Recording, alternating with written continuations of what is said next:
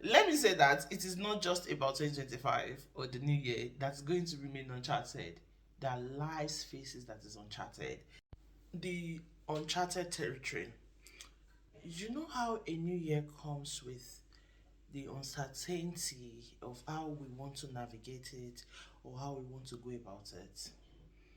2025 is also the same. Like every year, 2025 is also the same. Is 2025 uncharted? That is the question. Can we really say 2025 is uncharted? Yeah, it is. And we have to acknowledge the fact that it is uncharted to us. Uncharted means something that does not have a path, that does not have a clarity yet, something nobody has entered before. And trust me, as human, none of us has entered 2025 before. And so we are almost rounding up a month. And I'm sure some of us are in that phase of how do I navigate the rest of this year? How do I do it? I've not even done anything, the whole year is gone.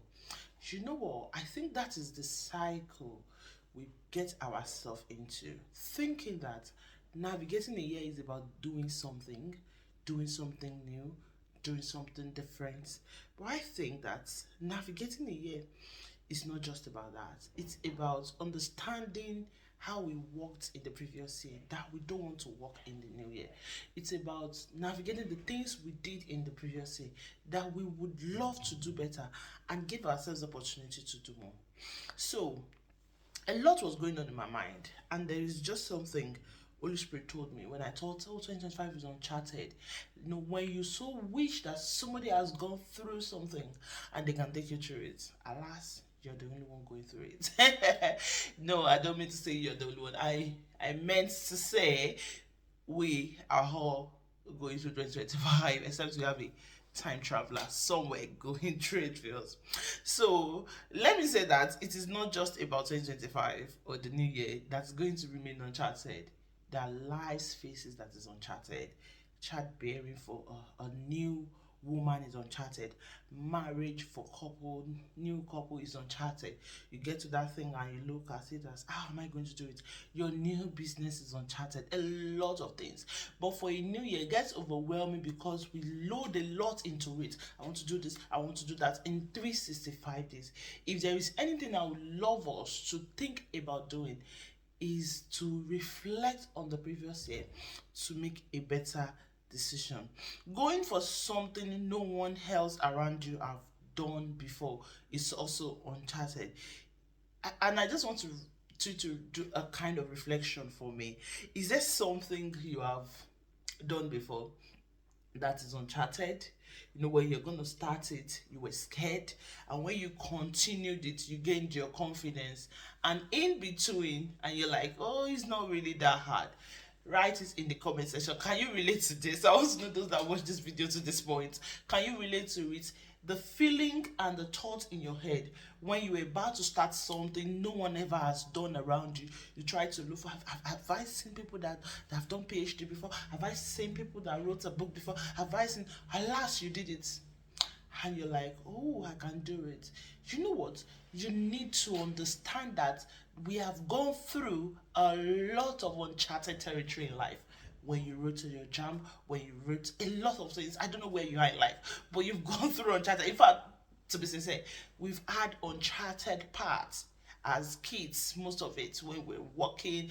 We've not gone through it, even if you're the third born of your family, but you have not gone through it. That was your first time, and you did it excellently well. You went through it. So there are a lot of uncharted territory.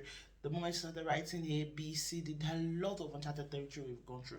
And 2025 would come, it will go, and it won't be the only uncharted territory. So, as a mindset coach, today I am doing this for us to understand that the mentality that we bring into a year has a lot to do with the products we have in that year, with what comes out in that year. It is indeed uncharted, it is indeed unfamiliar, but thinking about it, this is what Holy Spirit told me. And it gave an illustration in my mind, you know, when I got overwhelmed with the uncharted, with the uncharted 2025. And he said, you know how you sit your son down to watch a movie you've watched before? Why do you do that? And in my head, I'm like, because I want to know how it feels, how safe that movie is for him as a kid, how the expression I want him to see, the mentality I want him to build.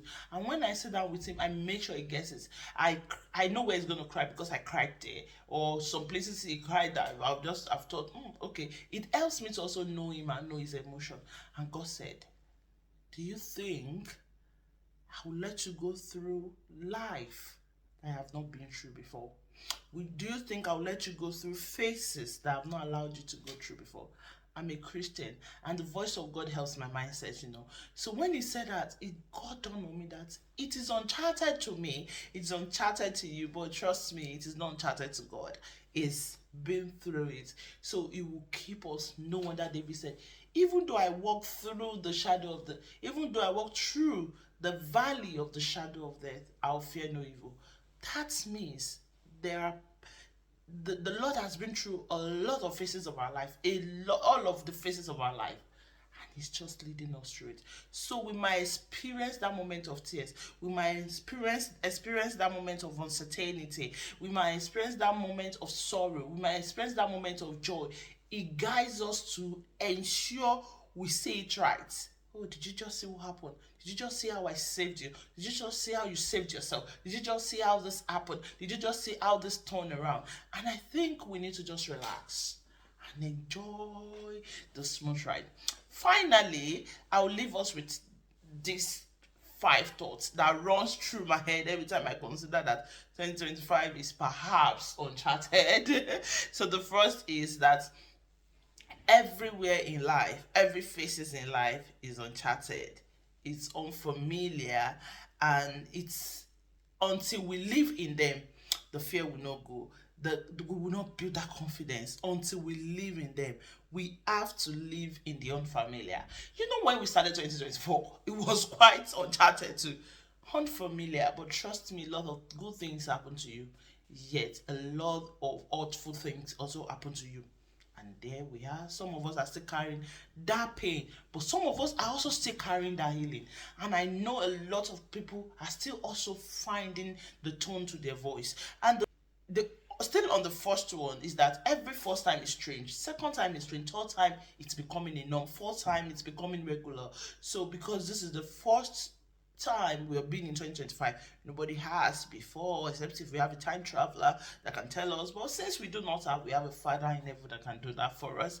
And the second one, like I said, is how we enter into the unfamiliar, how we enter into the uncharted. This is just my thoughts, will influence how we go through it.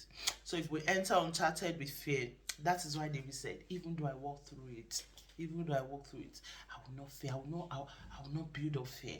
Now, should you cage your fear, or should you dismiss your fear? I would say no. Don't dismiss it. Acknowledge it. I'm afraid in this 2025. But you know what? You can put it on the person that has walked through it before, and you can leave it there. Put it there and leave it there. It's a mentality. So the third one is mixed emotions are normal. Mixed emotions are normal. Many coexist. Many at times they have to coexist. As a mindset coach and therapist, I've had to tell people that mixed feelings sometimes we just have to exist in us. We don't have to do anything to it. We don't have to cage it. We don't have to separate it. I'm overwhelmed entering 2020. I'm overwhelmed entering 2025. Yet I am confident it can coexist. Trust me, it can mix together and coexist. So if you don't know you're having a mixed feeling of I can do it and I cannot do it together at the same time, you will find it difficult because you have to navigate that mixed feeling.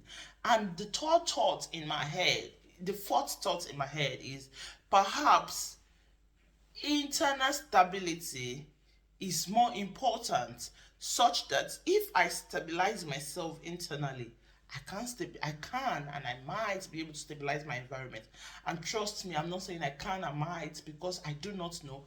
I know you will be able to stabilize your environment. You'll be able to even stabilize how you show up for people and how people show up for you. Trust me. I say that with confidence. Maybe it is the unfamiliar feeling that we are dealing with. It is the unfamiliar feeling that is overwhelming, not just the fact that it is an unfamiliar reality, because there are a lot of things I want you to remember that you've gone through it and they were unfamiliar. And the fifth one is you're not alone. So don't personalize the feeling of unfamiliarity with 2025. Now, this is not an attempt to gaslight you, but you see, there are things we do not have to personalize. It's not because it's not personal to us. But you know, when you just sit down and remember, oh, we're all in 2025 and we don't know how to go about it. We're all in 2025 trying to go through it. We're all in 2025 making plans. We're all in 2025 executing. Relax. It relaxes you. You realize you're not in a race.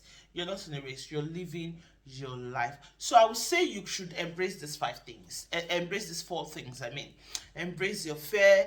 Embrace the change that will happen in 2025 with confidence. Embrace them, and also embrace the unknown strategies to build resilience.